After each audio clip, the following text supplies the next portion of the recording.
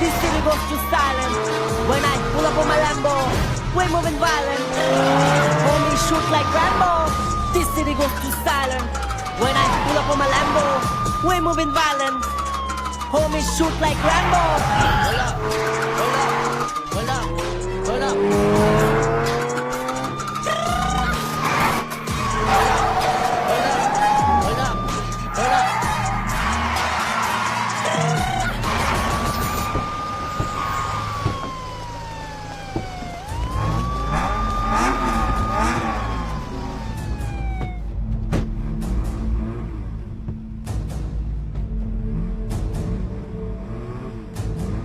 এই গাড়িতে নামা ঘাটটা ধরে টানে নিয়ে আয়। জি স্যার। আমার সিগন্যাল মানো না, গাড়ি একদম পিছন দিয়ে বইরা দিমু। আয় গাড়ি থেকে নাম, গাড়ি থেকে নাম। আমি গাড়ি থেকে নামলে তোদের পায়ের নিচে মাটি থাকবো না। আমাদের পায়ের নিচে মাটি থাকবো না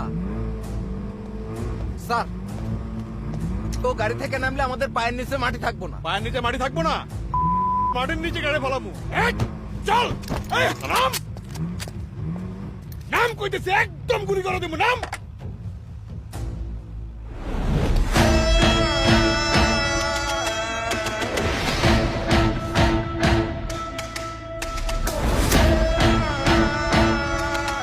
কর, তাহলে কিন্তু একদম গুলি করে দেবো।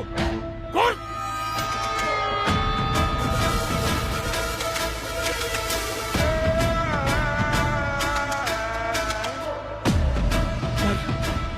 স্যার সরি স্যার, স্যার মাফ করে দিন স্যার।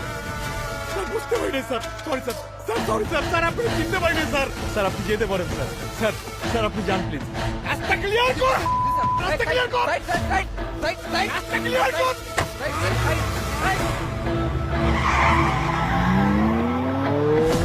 স্যার, যার জন্য ঢাকা শহরের এতগুলো পুলিশ আমরা একত্রিত হলাম, তাকে আপনি স্যার স্যার বলে ছেড়ে দিলেন কেন? সে কে? উনি হচ্ছে আদিব মির্জার ছেলে। এক্স্যাক্টলি, আদিব মির্জার ছেলে। শুধুমাত্র আদিব মির্জা যে ওনার বাবা, এই কারণেই এই ঢাকা শহরটাকে উনি ওনার নিজের বাবার সম্পত্তি মনে করতেন। এবং যখন যেখানে যা খুশি ঢাকা শহরে উনি করে বেড়েছেন, কারণ তার বাবা আদিব মির্জার পাওয়ার সম্পর্কে আমরা সকলেই অবগত। আপনি কি বলছেন? কাকে বলছেন? Remember, this is Adib Mirza. দেখেন দেখেন দেখেন, এমনি লাভ দিয়ে দাঁড়ায় যাই বলেই আজকে ওনার ছেলে এই রকম কাঠ গড়ার মধ্যে দাঁড়ায় আছে।